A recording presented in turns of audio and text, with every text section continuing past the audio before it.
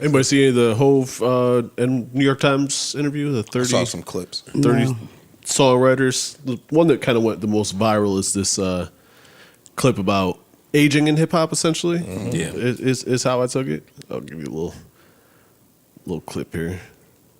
You're not playing. There we go. That's why hip hop became so big, because everyone wanted to feel those feelings. Voice. I tell people all the time, never fight against the future. Future's coming. Artists, they were trying to recreate something that was already done, but they're not connected to it like that. They're not living it and breathing it. They were fighting against gravity as opposed to telling their story. We needed that other side. We needed to hear about what happens when you've had 4 successful albums. What happens? What is that feeling like? How do you make the next one? How did you get in the studio? How are your kids? How do you interact with them as this hip hop dad? But if you're trying to make young music and you're not young, it's gonna be inauthentic, and people can feel that. You can smell it. So the best thing that anyone can do, like going through music, is to tell their story, and just keep creating from that space. Now, How do you feel about that? how do I feel about it? Yeah. I agree. I agree wholeheartedly. Do you? And I'm not even an artist. Yeah. I mean, I've been saying that for ages. Yeah. I agree for the most part, but we also have gotten a lot of good music with lies. Oh wait, I didn't take him to say. I didn't think he was saying don't lie, don't tell lies. Oh, okay. He's saying grow with your music though. Yeah. I agree with that. Or if you're a real artist, you can incorporate what you are going through in your real life in your music. Like he's saying, yo, after I have 4 successful albums, now where am I? I could now put that into my music. Like now I'm doing this, I'm doing that, I'm getting looked at this way, I'm getting looked at that way, and put that in your music. But see, that's only for the artist that wants to give like their authentic self on an album. Everybody not trying to do that. True. Some people are literally just artists. Like you get this version of me, and if I had a run of making club records or whatever, or young records, this is my quote unquote formula. This is successful. Yeah, but then when you get to be 45 or 50 years old, that the relatability and the disconnect is there, and now you don't have an audience because you're still trying to make young records. I might still have an audience though. I might if I'm still making good music. I think you look stupid. I think you look stupid if you're 50 years old and you making songs about the same shit that Glorilla and Sexy Red are talking about at 50. I think you look stupid, and I think it does come off as you not being authentic or you not being genuine. Having an audience nowadays is how people rationalize being inauthentic, and I don't understand that. True. Yeah. Like, all right, you got an audience. Yeah. You inauthentic. Yeah, you saying a But bunch what of I'm saying shit is that some- you don't even agree with. Well, It's hard though. to a successful act, they might be okay with that. Ain't that what they That's say the other about part I'm saying. Like they might be fine with. He's okay, not cool. refuting that. I'm inauthentic. My goal here wasn't to necessarily. Some people come into hip hop wanting to be themselves, wanting to be the best, whatever the case may be. Some people come in here saying, "Yo, I want to make a shit ton of money, and if I can find a lane where I can make a shit ton of money, I'm gonna stay in that lane and make a shit ton of money until I can't anymore. Then maybe I'll do something else." But I think it speaks to the I think it speaks to the longevity of the artist too. Because again, relatability is a thing. We like Jay-Z because in some points Jay-Z is relatable to us. But that's us as older us. That's what goes to what Dame is saying. The kids don't fuck with Jay-Z because nothing he says is relatable to them.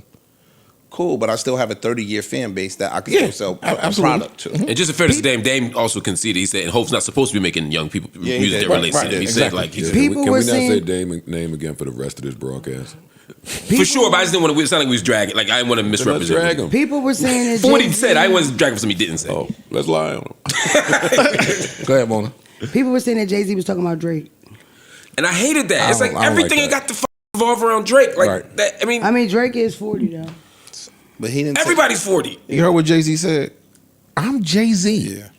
That's the answer to that. Hey, Mona. He was talking about Drake. I disagree. I don't think so. I don't Yeah. Definitely thought he wasn't I- talking to nobody but Drake. Mind think you, so, and I though. think it's bigger than just Drake is 40. Could have is been talking about because- Ye a little bit too. especially after this whole but after this whole thing with Kendrick is like he looks more authentic inauthentic than he ever has. So it's like it goes along. I think the with shoe it. fits a lot though, because I mean I hear a lot of demos from people that send me songs and they might be our age ish, and it's like, why are you trying to make some young shit? Yeah, Like, I think. I think the shoe fits on a lot of feet. Yeah. But to that point, the biggest foot might be Drake or Ye. I just know him a little bit, so how I interpret his shit is just, nigga, I know who you're talking to. Or not talking to, because like I said, I'm Jay-Z, but I know where this is. Let me give you an example. Future's 42 years old. Future makes music for who? He does not make music from a You're right. 42-year-old success, I agree. and it still works. People, if Future came and dropped I hate to use the analogy, but if Future came and dropped the 444, I hate that. I don't Some wanna hear people that. might appreciate it, but Future makes that hate music it. different, though. Niggas that But no, hate it. but what I'm saying is he has his lane that he has been successful in since he got in that lane. I hate the 444 analogy too, because I it's hate it. like I hate it, it's but- about like going through family shit. know, and I these know. people don't necessarily have wives and children. Do you have another example outside of Future? I mean, Like, think for a second. It's some Like, I just like to hear something. Chains. he's kind of matured it up a little Yeah, bit. he's- I he was makes gonna say grown him. man And look- I was gonna say him, but his last few, he makes grown man he's music. matured And it up. has it been as commercially successful? Oh, maybe not. No, maybe no. not. Well, but that's not because it's Yeah, subject, Yeah, subject I don't nature. think so.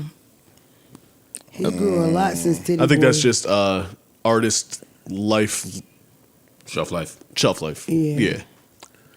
That's what I said, though. I think that the longevity of the artist, you could tie directly to. You could keep your fan base, bro. It's people that have been listening to the Joe Budden podcast for 10 years and have grown with the podcast. Right. I think because the podcast has changed and shifted.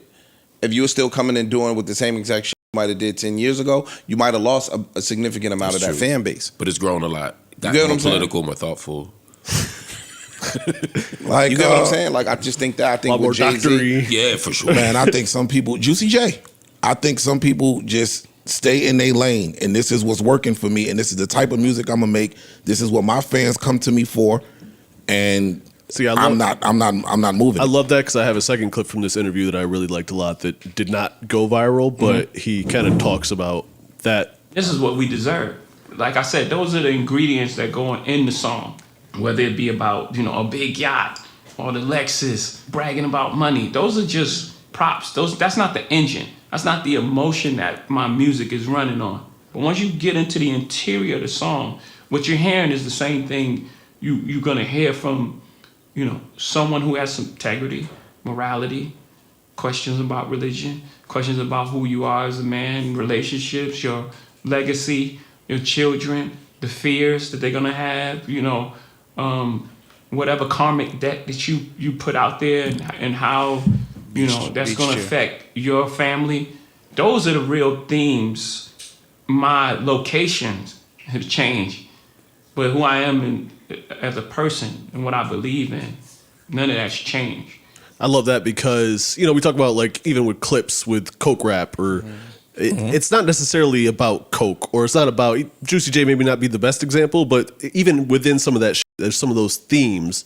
It's just the vehicle is turning up in the club or those or smoking weed or whatever, but there's you can sprinkle some. there's a meaning underneath it. You're just talking about to make it sound good essentially. or those might be the A sides that I'm gonna still try and sell to be commercially successful. But then you get, because the song he's referring to is the Beach Chair song. That's one of my favorite songs on Jay-Z. Yeah. But that shit where he talking about karmic retribution, when you did shit, your kid's gonna pay for it and all that other stuff. Like that's the real B-side shit that you could get the meat and potatoes from. And not every rapper is looking to be introspective. 'Cause that's really what it is. All of that shit speaks to introspection. I agree. True. And that's a sliver over here who will get into that bag. Everybody don't. You're right. And that's all I'm saying. Like Hov, you look at yourself in your career that way, but there's another person who, hey, I don't want to do that. I'm not interested in putting my life on record. I'm here to make these hits. And they turn up to these hits. That's it. Hip hop is my job. To some people, hip hop is their life, and they feel like they owe it to the fans to be authentic, to be themselves, to give their all on a record. Not everybody subscribes to that, and you can't hold them to your standard. That's your standard. Beach Chair? Amazing. That's one of your favorites, though? That just surprised me. I love that song. I love that song. No judgment, just judgment. I knew it was judgment in there. Shout out to Hov, man. It's a great Word, interview. for sure. It's out now on YouTube, so you can check the whole thing. I had to kind of find it before. Indeed. Yeah. Neutral Budden.